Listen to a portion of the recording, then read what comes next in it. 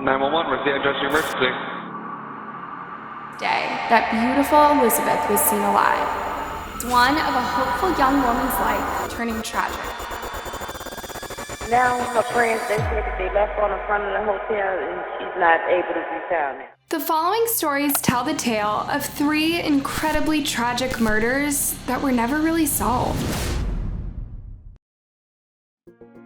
Elizabeth Short, who later became known as the Black Dahlia, was a beautiful 22-year-old girl, originally from Boston, who ended up relocating with her family to Maine. She was one of 5 daughters. While her mother took care of the family, her father's job was to build mini golf courses. However, after the infamous stock market crash in 1929, he lost most of the money he had. Distraught and depressed, it was initially believed that he took his own life by jumping into the Charles River. Now, without a husband to help her financially, Elizabeth's mom, Cleo, was solely responsible for taking care of the girls. She worked hard as a bookkeeper to support the family, and even at a young age, Elizabeth struggled with poor health and would face bouts of bronchitis and asthma attacks, even to the point of having to have lung surgery. Doctors told Cleo that her daughter needed to be in a milder climate if she was going to get better. So, after the age of 15, Elizabeth would spend several winters in Florida with family and friends. When Elizabeth was 18 years old, Cleo received a letter from her former husband, whom she thought had been dead for years. He was not only alive and well, but had started a whole new life in California. Despite not having seen her father since she was a little kid, Elizabeth decided to move out to California to live with him. The arrangement was short-lived, and after multiple arguments between the two, Elizabeth moved out. She was able to find a local job and began living with her boyfriend, an Air Force sergeant who was allegedly abusive and cruel. When Elizabeth could take the abuse no more, she moved out and eventually settled in Florida once again. It was there that she met Major Matthew Michael Gordon Jr., an Air Force officer. The pair quickly became serious, and he was expected to propose to her. Unfortunately, he would later die in a plane crash just 1 week before the end of the war. Now grieving, Elizabeth had to decide where life was meant to take her next. With aspirations of one day becoming an actress, she ended up moving to Los Angeles, where she hoped she could make these dreams a reality. She found employment as a waitress and rented a room for herself outside a Hollywood nightclub. January 9th, 1947 would tragically be the last day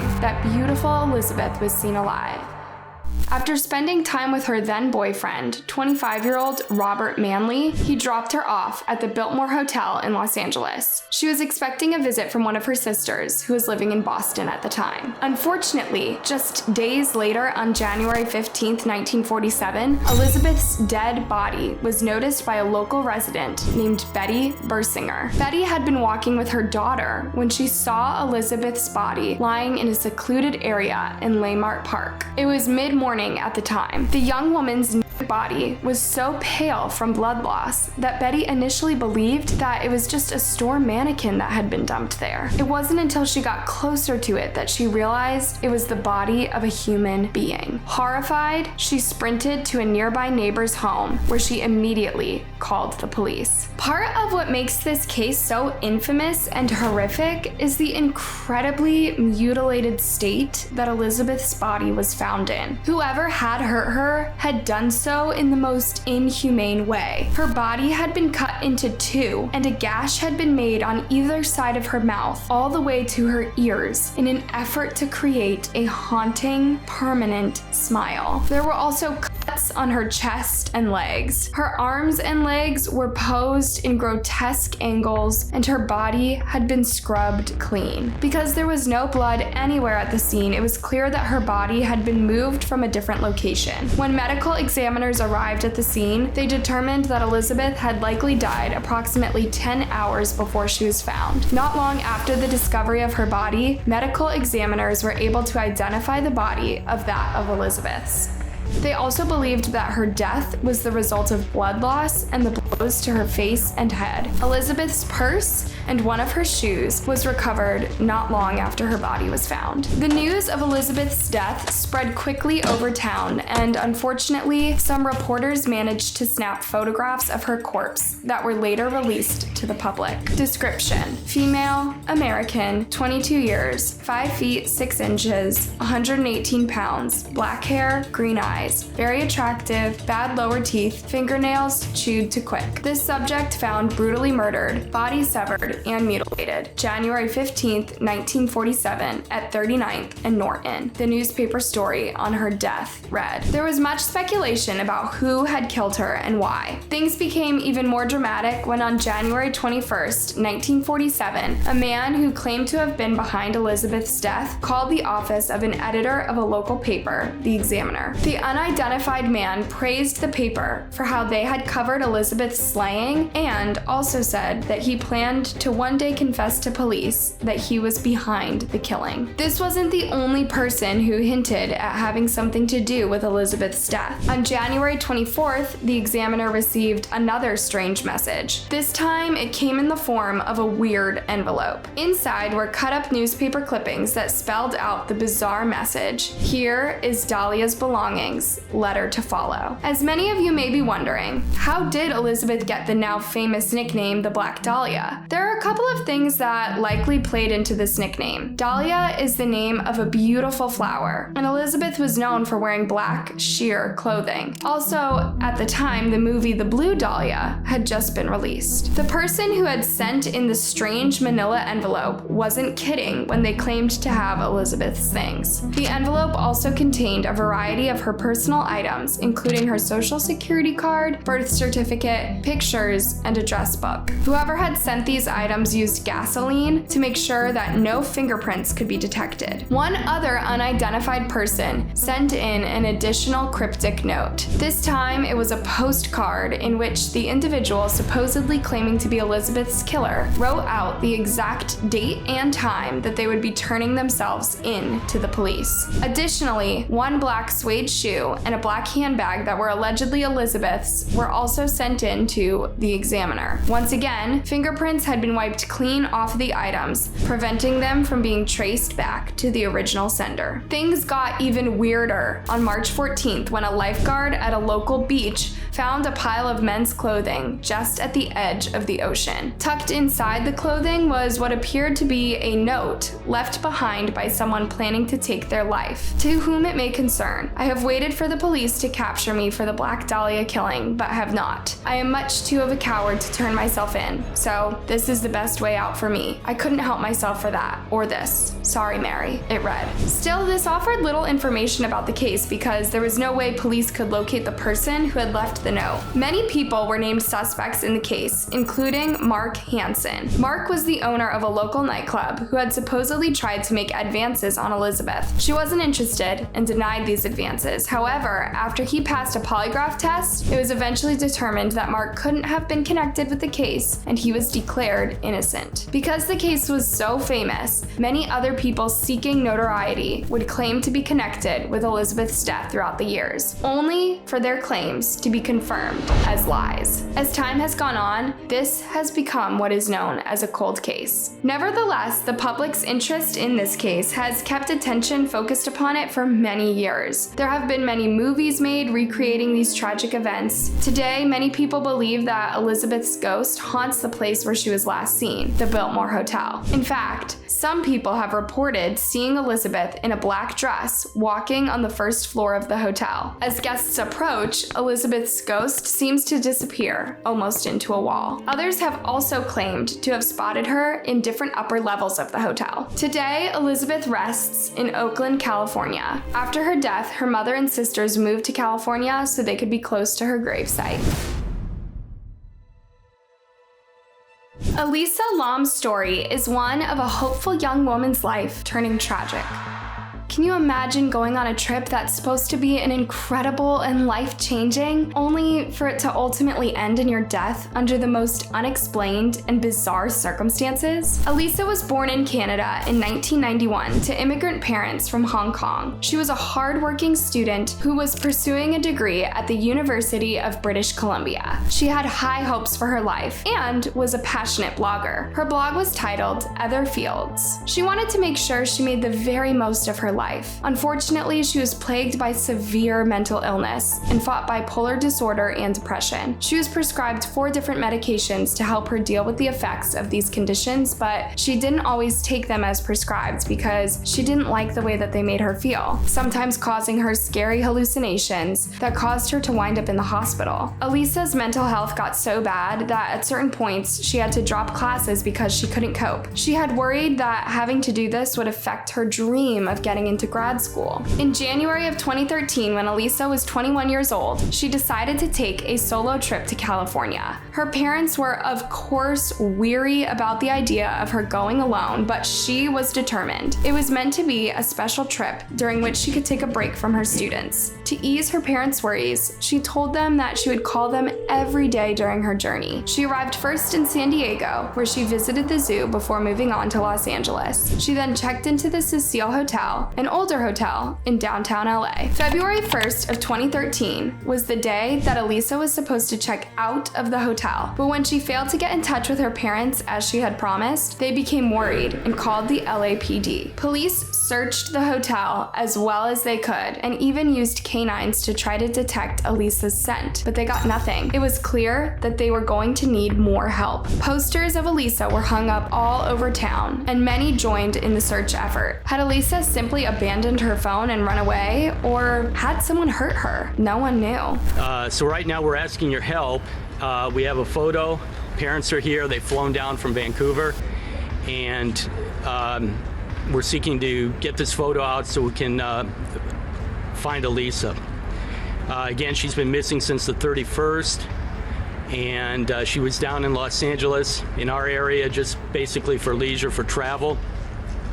And we're continuing the investigation now, and we're looking for your help. The case took a bizarre turn on February 15th when LAPD released video surveillance taken from inside an elevator at the Cecil Hotel. The footage was taken on February 1st, and it shows Elisa engaging in some strange and unsettling behavior. The young woman can be seen entering the elevator, crouching down, and hitting many of the buttons on the elevator panel. When the doors don't close right away, she sticks her head out and looks both ways before quickly ducking back inside and pressing her back against the elevator wall. At one point, even huddling in the corner of the elevator. She appears scared and on edge. But why? Was she running away from someone? Who was she hiding from? While the doors continue to stay open, Elisa steps in and out of the elevator repeatedly, making strange gestures and pressing more buttons. When she steps out of the elevator yet again, she begins reaching out into the air with both hands as if she's trying to touch something that isn't there. After several more minutes, the elevator doors eventually close, and the elevator leaves without Elisa. Where could she have gone from there?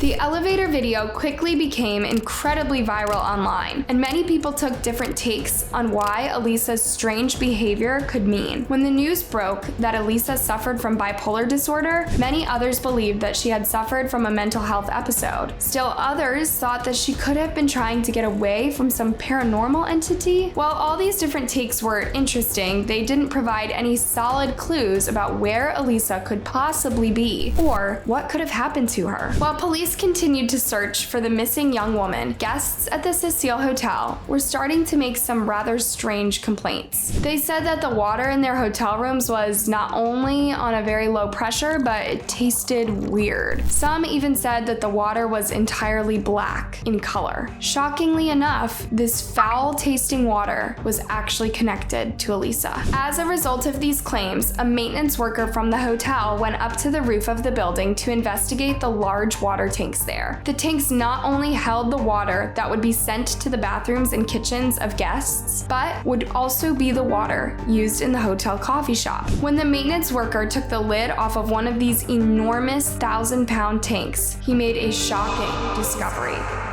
Elisa's body was floating on top of the water, face up, and she was fully naked. The tank was immediately drained and Elisa's body was removed. One of the most disturbing aspects of this case is that police now knew that the hotel guests had literally been consuming particles of the young woman's body when they drank the hotel water. But how did Elisa end up in one of these tanks to begin with? Not only would she have had to somehow manage to access the roof, which was locked with a passcode, but she would have also somehow had to find a way to pull the lid off of the heavy water tank and put it back on while she was inside. This was a feat that many believed would have been much too difficult considering her small size. People around the world began speculating what could have happened. Some think she was escaping an attacker, while others think she was playing some sort of virtual reality game and was trying to enter a new universe. After an extensive autopsy, police eventually ruled that Elisa's death had been an accident and was likely the result of a bipolar episode. Still, many people, including Elisa's own parents, didn't really buy this determination. In September of that same year, her parents filed a wrongful death lawsuit claiming that the Cecile Hotel didn't take every necessary measure to ensure that no hazards within the property would pose a risk to their guests. Unfortunately, the lawsuit was thrown out, and to this day, it is still unknown what exactly led to the tragic death of this young woman. What do you think? Did Elisa end up in that tank by herself, or did someone put her there?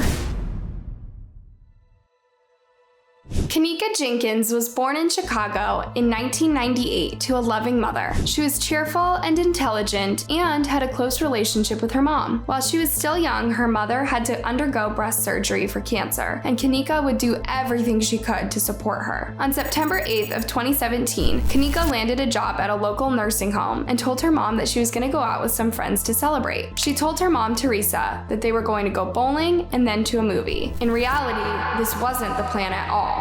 Instead, Kenneka and her friends went to the Crown Plaza Hotel in Chicago. They attended a late-night party on the 9th floor of the hotel. There was alcohol being served at the party. While Kenneka was seen drinking, it wasn't thought that she had engaged in any drug use. This party wasn't the experience the girls were hoping for, due to a group of aggressive guys. The guys continuously flirted with them, despite the girls making it clear that they weren't interested. By 3 a.m., Kenneka and her 3 friends decided it was time to leave and made their way to the lobby. It was then that Kenneka realized she had left keys and phone back at the room of the party. Her friends decided to go back to the room and get the items for her while she stayed back. The girls were gone for no more than 20 minutes, but when they arrived where they had left Kenneka, she was nowhere in sight.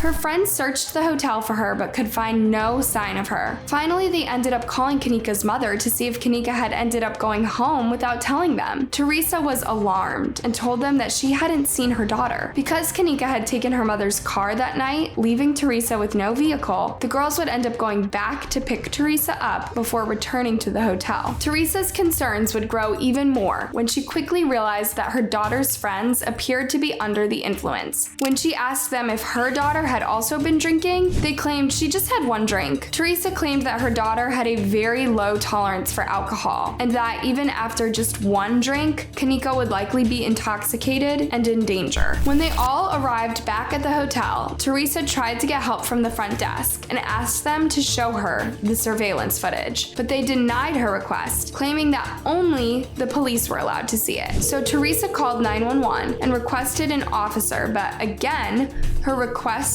was denied. She was told that her daughter had likely just gotten drunk and passed out in one of the rooms of the hotel. Yes, I'm at the Crown Plaza at O'Hare Airport, and I was calling because my daughter came to a party here last night, a gathering with her friends, and now her friends, they say that they left her on the front of the hotel and she's not able to be found now. It wasn't until 1:15 p.m. the next day that the investigation actually began. Police searched the hotel for any sign of Kenneka, but found nothing. It wasn't until 10 p.m. that night that an officer checking surveillance footage saw Kenneka wandering the hotel at 3:20 a.m., the night that she disappeared. She appeared disoriented and was bumping into things. She was clearly heavily under the influence. Police used the footage to retrace Kenneka's last known steps. It appeared that she had taken an elevator to a low level of the hotel. She then walked down another hallway, at one point even stumbled into a men's restroom. She left the restroom and then made her way down to the kitchen. The kitchen was going through a renovation and wasn't being used at the time. The last clip of Kenneka alive showed her making her way towards a large double freezer. Even though the kitchen wasn't being used, the freezer was still kept on and set at around 34 degrees. There were no lights inside. Unfortunately, 19-year-old Kenneka was found dead inside that very freezer at 1 a.m. on September 10th. She was frozen solid when she was discovered. She was lying on the floor with her hair strewn across her face. Her outfit, a cropped jacket and jeans, offered little protection from the cold, and one of her shoes had fallen off. Police believe that she wandered into the freezer by herself and was unable to find her way back out. She died alone, freezing in total darkness. There were some scratches on her body, but police did not suspect that foul play had occurred. Her autopsy determined that she had died of hypothermia. While her toxicology report came back, it showed that she was legally drunk and did have a drug called topermate in her system. She had no prescription for this drug, which is used to treat those with epilepsy. However, some may use it to control muscle spasms or to lose weight. Despite police claiming that no foul play occurred in this tragic situation, many people believe otherwise, including Kenneka's mom. She believes that the hotel should be held responsible for her daughter's death for failing to properly secure the working freezer. She's filed a $50 million lawsuit against the hotel for negligence. There are a lot of theories out there regarding what could have really happened to this young girl. Some people believe that her friends had something to do with her death and know more than they are saying. Others believe that a hotel employee lured her into the freezer on purpose. Still others believe that the surveillance footage was altered in an attempt to cover up what really happened. Sadly, it's unlikely that Kenneka's loved ones will ever know the details behind what happened in the moments leading up to her death.